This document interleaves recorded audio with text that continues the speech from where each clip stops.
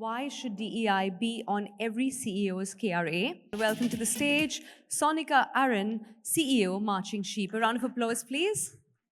Come on, ladies and gentlemen, you can do better than that. Thank you.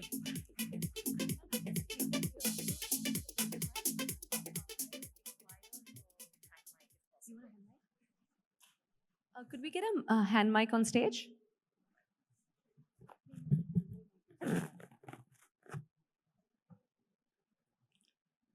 Requesting the backstage team, could we get a handheld mic on stage, please?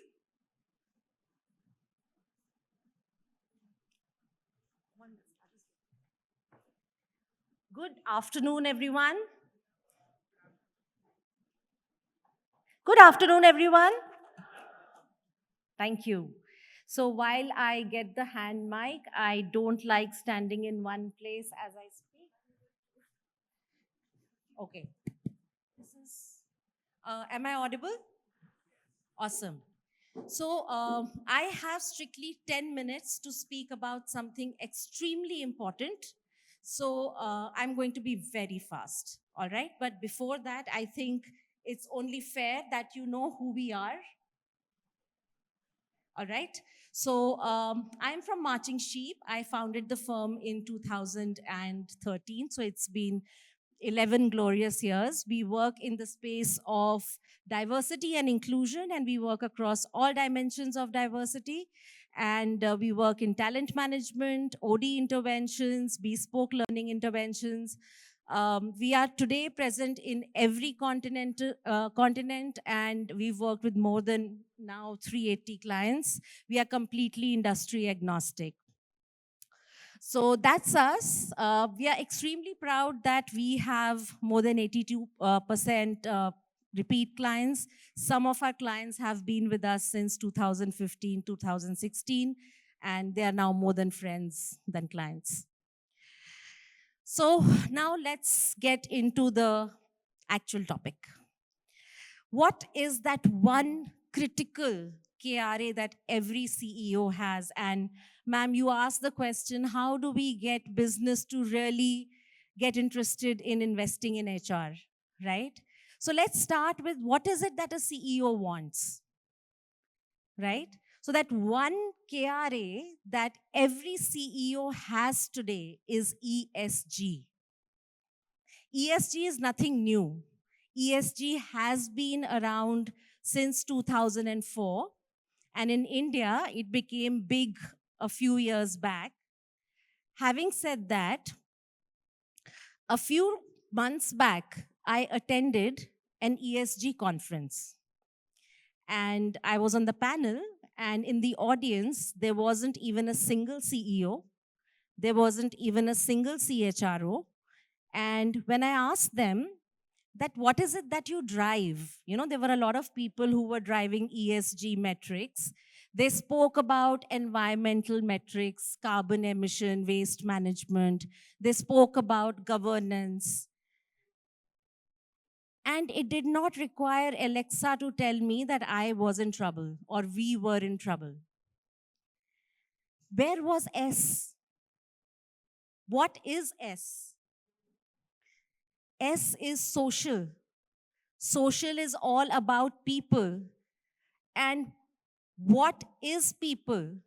Who is people responsible for? It's us. Each one of us in this room, the HR fraternity. And what we do with people, the kind of culture we make, whether we do L&D, somebody asked what is the connection between L&D and talent management. Somebody spoke about DEI and the connection with AI. Somebody spoke about the human touch.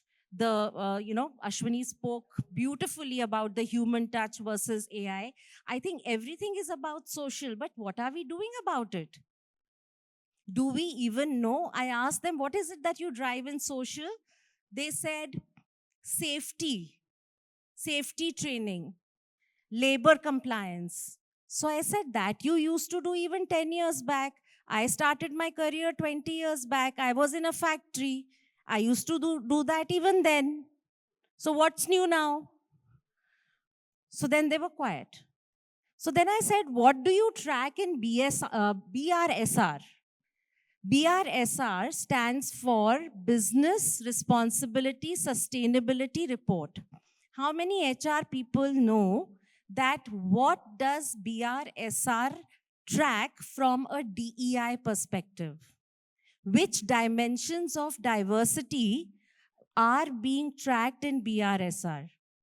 It is women and PWD. And is it only representation? There is also child labor, yes, but that is under the labor commissioner. They track learning and development. They track pay parity. They also track how many promotions happened. They also track how many people have had grievances. So posh cases. I seriously think Foxconn must be hoping that their hiring agency was AI right now. Right? So let's get into how do we drive it, and I'm going to do that using, oh my God, only 4 minutes, 5 minutes left. Okay, so I'm going to do that using a case study, okay, and I'm going to try to do it as fast as possible. I hope she'll be kind or he'll be kind to me like he was to the previous panel. Okay. So I'm going to share a case study of a healthcare client. The reason I chose to share this case study is because here there was sales, there was manufacturing, there was a corporate office which has everything. Then there was R&D, plus there were multiple countries. So I had APAC region, we were handling APAC region. So there were multiple complexities that we had to deal with. So that is why we thought that sharing this particular case study would make sense from understanding that how do we really drive this. The issues were that even though they were hiring, and that is what I was speaking to somebody outside, they said, we are hiring women. I said, great, what is your attrition? Yes, we are not able to retain. So I said, then what are you doing to retain? Right? Because we can keep on hiring women, but what is the kind of culture that we are creating, which creates an environment where they want to stay? Right? So that was the issue that they had. There was no visibility of other dimensions of diversity. There was, like the lady said, there was an articulated statement of DNI. So leadership said, we are very inclusive. But when we did interviews with the staff, there was a sense, somebody spoke about policies earlier on, right? With let's have policies. But what happens if the policy is not implemented by the managers? You have a hybrid policy, but the manager says, no, I want you in office every day. What's the point of the policy? Yeah? So, and the non-functional ERGs, which is fine. So then we said that, okay, we are going to have X number of metrics. I'll come to that. So we had a very clear deliverable target, like all of us have KPIs. Okay? So we have possibly the most compelling, ma'am said earlier on that you monetize it. More than monetizing, of course, you monetize because the moment you start showing numbers, you can put a value against everything. The moment you say that this much is the retention, you can say this is the money I have saved because of retention. The moment you say that I have had these many people increase and your engagement has gone from X to Y, you can put a value against it, right? So then we said, let's start with discussing what are the metrics that matter and start creating an enabling framework which drives these metrics. How do we find what are those metrics? And that is where we did a diagnostic. We have something called as the Marching Sheep Inclusion Index. There is no parallel in the industry, wherein we give a company one number score, saying that if I look at everything which defines how inclusive you are, then this is the number and you can track it year on year and you can track your growth year on year. Basis this, like everybody said, I think it was Pooja who said in the previous panel, without leadership alignment, nothing moves because it needs funds. More than funds, it needs communication, consistent communication. It needs a show of commitment, right? So that is what we did. And then we created an enabling framework which started with policies and toolkits, communication around it, building it into everything, starting from job descriptions to how do we hire, training managers on hiring, on retention, doing she interviews, partner relocation, something as simple as that if there is an employee who has a child who is, um, let's say, disabled and has a caretaker who takes the child to the washroom, feeds, take a bath, at the time of relocation, would you consider the caretaker as a part of family or not? Is it written in the policy? All right? So simple things. So we use concepts of universal design when we look at policies.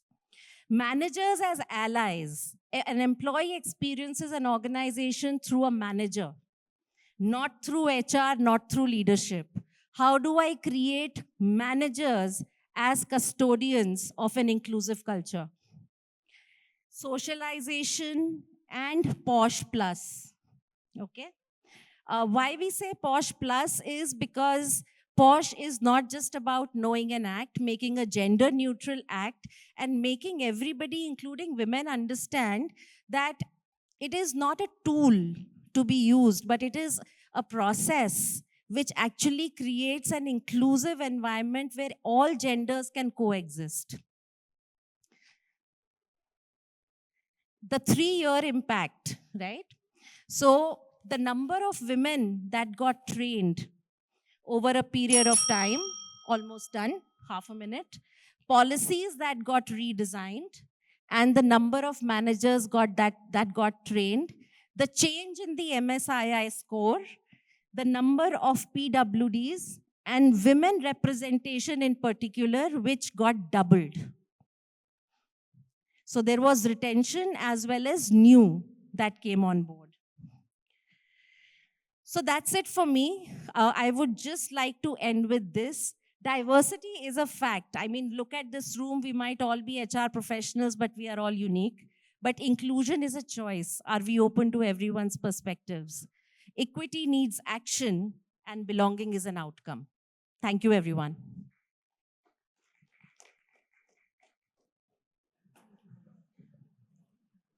Ladies and gentlemen, let's give Ms. Aron a louder round of applause for that very, very important topic. Thank you, ma'am.